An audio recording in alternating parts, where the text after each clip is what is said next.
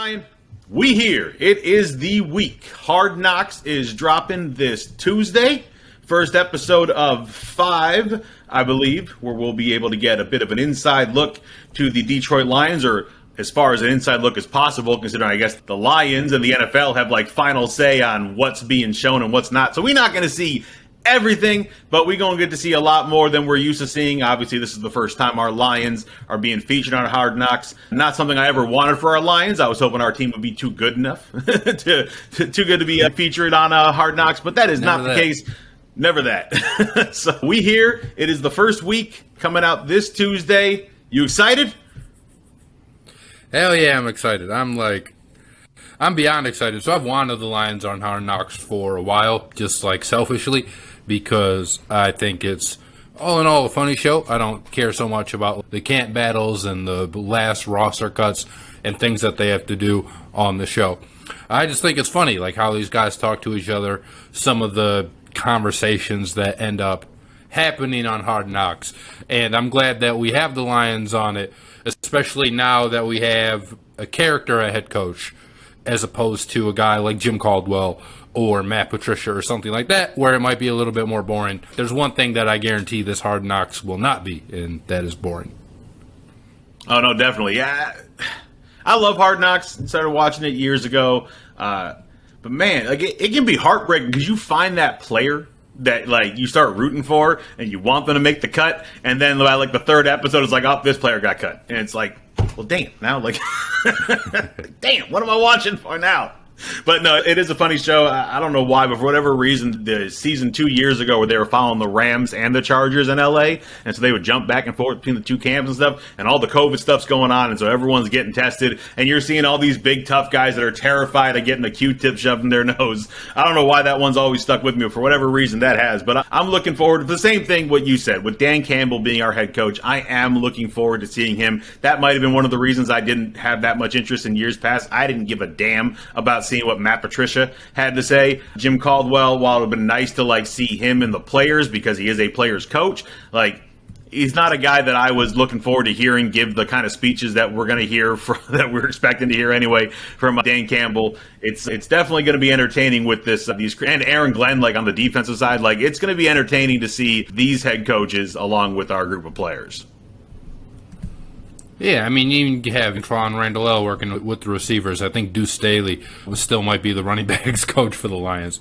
So it's a lot of guys who speak that player language because they were players themselves, and it's going to be awesome. And I think you could probably look at the Lions team on paper and think that they don't have too many characters, but right now this is probably a roster of like 70, 75 guys before they cut it down to the 53-man that it has to be. So, like, I guarantee you, somewhere in there's some characters that we're going to find that we're going to fall in love with and enjoy laughing with along the way, hoping they make the team, all of that stuff that you just mentioned. And I can't wait to find out who those players are. You know, I think that we each have an idea of guys that we'd like to see already, but I really don't know how it's going to go. I just know that I'm going to be entertained. All right, so, I mean, generally speaking, the over-the-top entertaining core groups are usually guys like receivers. They're usually having a good amount of fun. Sometimes it can be the quarterbacks, depending on who your starter and who your backup is. There's some really hilarious conversations going on between those guys. So with our receiving core, at least, we got the Sun God, who had quite an impression the second half of the season last year. We brought in DJ Chark. We got Jamal Williams, who's not going to be on the field doing stuff as he's still coming back from injury, but we should see some stuff from him at least a little bit as far as conversations being had. And then Hutchinson as well, not a wide receiver, but part of the receiving group as a tight end. Anything you're hoping to see out of that group in these few episodes of Hard Knocks that we're going to get? Not even necessarily out of the receivers, because DJ Chark doesn't seem like a guy who is like Terrell Owens or something. Like someone who has a big mouth and is going to run it. He's a good enough receiver, but you look at him, you look at a guy like Amon-Ra, who I don't know that he's super outspoken either. And I think Jamal Williams could be that guy. He certainly has the pedigree of winning all of his life, but he's not going to be on the field. He's not going to be making defenders look foolish with like cuts and things like that you saw a couple years ago. I don't know if it was on Hard Knocks, but it was DeAndre Hopkins against D'Angelo Hall, I think, when they were doing a joint practice, and D'Angelo Hall, I think, shoved DeAndre Hopkins or something like that, and then the next clip was DeAndre Hopkins literally like breaking D'Angelo Hall's ankles, where he went down with an injury, and then DeAndre, they're filming him, and he's on the sideline saying, I didn't start it, but I finished it. That's what I do, is I finish it. I don't start it. So I would like to see some of that from Jameson Williams. Obviously, we're not going to, because he's going to be probably riding around on a scooter or something. And I think that's what, I mean, I don't want to see him riding around on the scooter, but as far as the receivers go, I feel like we might be a little bit disappointed unless somebody comes up and surprises us. Well, there's another Williams that has been quite vocal and throughout his career, and gotten to see some of that with the Detroit Lions. Our backup running back behind Deandre Swift, who has had some pretty memorable, not really pressers, but comments and quotes said during pressers, who I'm looking forward to seeing. I've just seen that attitude from him when he's in front of the media, and that should be interesting to see what Jamal is going to be saying during Hard Knocks. But I got a question for you, because every year during Hard Knocks, there's a lot of hype that comes out with certain players, and I want to get an opinion from you besides Jared Goff, because that's where they're already doing it. I mean, Jesus, the stuff they're showing from practice, and these Lions fans are eating it up, that Jared Goff's he's on a comeback season and all this stuff. So there's already going to be a ton of hype for 16. But who else do you think is going to get the hype train from whatever little clips we get to see during Hard Knocks, and people thinking that they're just going to blow the doors off the NFL because of it? Well, so I do think DJ Chark's one of those guys, if we're talking like a performance and not necessarily an entertainment standpoint. I think DJ Chark, they've been raving about him in camp. It seems like he might be Goff's number one guy already. They have the open practice at Ford Field, and Chark balled out there. I think they ended the day with like a 33-yard touchdown pass from Goff. And I think Lions fans are going to be excited to see him, because he's going to be new, right? They know what Amon-Ra can do. Hopefully he takes that next step up. But I think they're going to be pleasantly surprised with what they see from DJ Chark. And, I mean, our cornerbacks aren't that good anyway, so it's not like he'll be facing the best competition. And then DeAndre Swift. Like, I know Lions fans already think that this guy is the man, but I think DeAndre Swift is a really good running back, and I think we're going to get to see that in clips, quickness, cutting.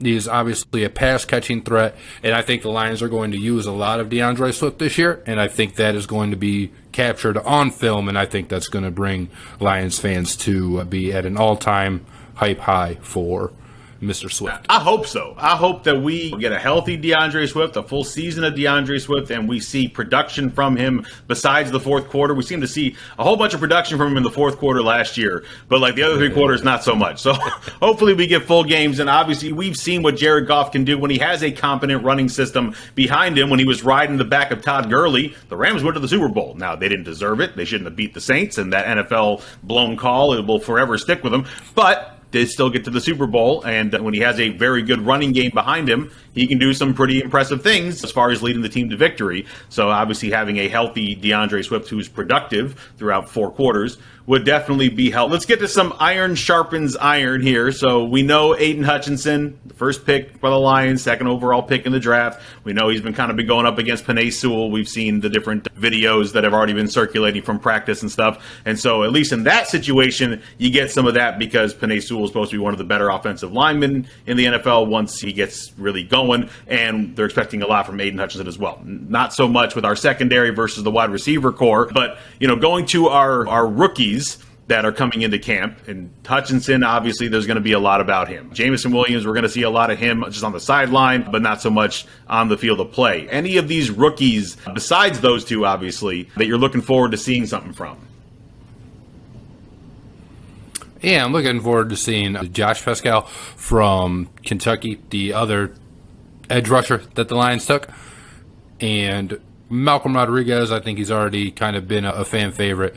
Kirby Joseph as well. So there's a lot of guys that I'm looking forward to seeing from the rookies. I do think Pascal would be the one that I am most looking forward to, only because I think he has the chance to be starting by season's end. I think he's going to be a really solid NFL player, and I just think the Lions I thought it was a good pick when they took him, obviously, and him lining up opposite Aidan Hutchinson and then going against some of the guys on the offensive line. I mean, if you're not going against Panay Sewell, you're going against Taylor Decker at the other tackle spot, who's a very formidable tackle in his own right.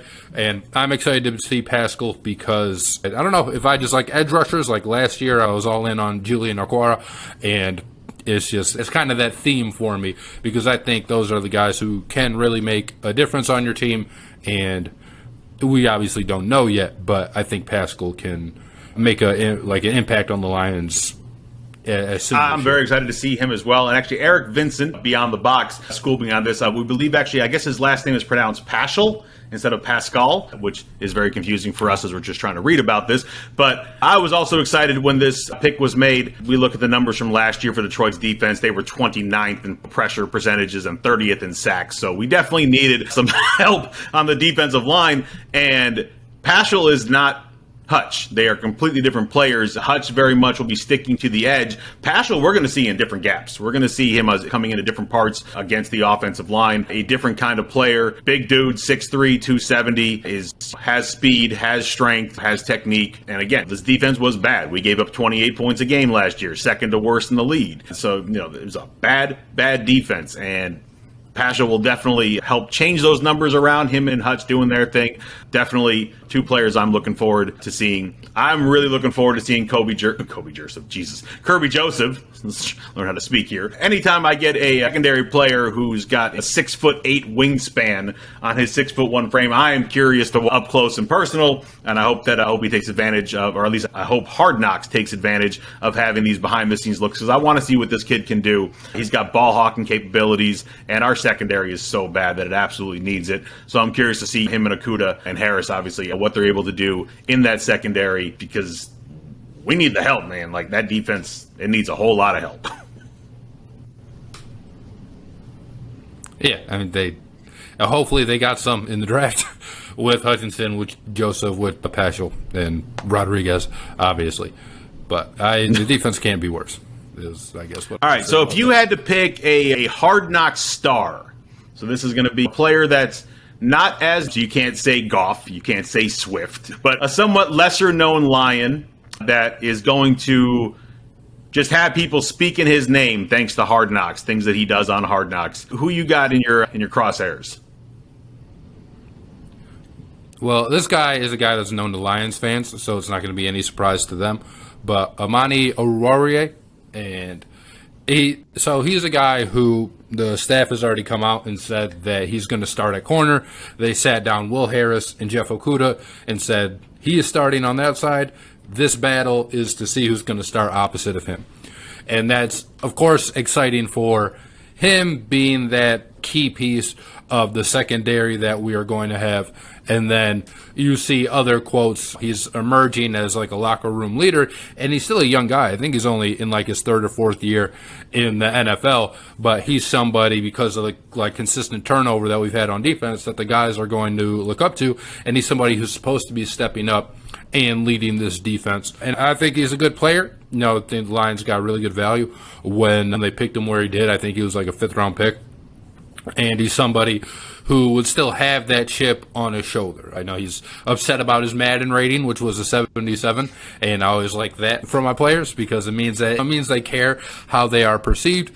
And I just think Oruwariye is going to really show out and put himself on more of like a national conversation, kind of in the same way that Darius Slay did. Now, Slay didn't have the benefit of Hard Knocks. Slay had to do it by being just like a really damn good cornerback, but eventually he did get that respect as one of the better corners in the NFL. And I don't know that Oruwariye is going to replicate Slay's on-field success, but I also kind of wouldn't bet against him in that regard because I do think he's going to be a good player, and I think he's going to be somebody who's vocal enough to catch the camera's eye more often than not when HBO starts airing this on Tuesday night. I'm going with two rookies, and they were both taken in the 6th round. So our first pick in the 6th round was Malcolm Rodriguez, the Fiesta Bowl defensive MVP. He had 11 tackles, a pick, a couple pass breakups in Oklahoma State's win, over Notre Dame. You're talking about an inside linebacker that's only 5'11", but he's a captain of the team, and as you love to say, he got that dog in him. And I'm hyped to see him playing up against this better competition. I hope he makes the squad. I don't think he's getting cut, obviously, from the actual Lions in general, but I wouldn't be surprised to see him as far as practice squad or something like that at worst. But he's going to have a lot of fight in him, and I'm looking forward to watching him. The other one is James Houston, and James Houston is a name that people should know, if not for his issues off the field that led to him not being involved in Florida, which is where he started his career, his college career, the University of Florida. So he ended up going down to work for Primetime in Jackson State. This dude can get it. 6'1", 240, outside linebacker who led the FCS last year with 7 forced fumbles. He tied for second in tackles for loss. He had 16 and a half sacks. He's aggressive. He's got speed, he's got power, and I think he's going to be someone that ends up making a difference on this team in the long run, and I'm hoping he shells out when it comes to Hard Knocks, and we're going to see a lot from him. So those two rookies are the two that I think by the time Hard Knocks is done, plenty of Lions fans and just Hard Knocks fans in general are going to start knowing their names. At least I hope. Yeah, I mean, then another guy, again, people know, Jamal Williams. He had that great clip that came out where he's basically crying in the breakdown. And I have no doubt that he's going to be the talk of the town when Hard Knocks comes either. But, I mean, there are other guys, like we mentioned, who might be a little bit less known than Jamal. But don't be surprised when Jamal Williams is. No, definitely not. The main That dude's a character. And generally, when being the backup running back, he was splitting time at Green Bay, and he's been splitting time at Detroit. You don't get as much time as when you're the bell cow and you are leading the back, and you're always getting the pressers after the game. So Jamal Williams had fewer opportunities, but he made the most of the ones that he's gotten, and very entertaining dude. So absolutely, he should be quite fun to watch. Hard Knocks. So that's coming this Tuesday. It'll be the first episode of 5. And I know we got other shows that will be following up on Hard Knocks. We'll obviously be discussing it as well. Hey, Ryan Griffin here. Thank you so much for watching today's episode of Griffin and Bass. Be sure to give us your thoughts in the comments below. Remember to click the bell to receive the latest notifications from DSN and subscribe for breaking news, community blogs, polls, contests, and other content.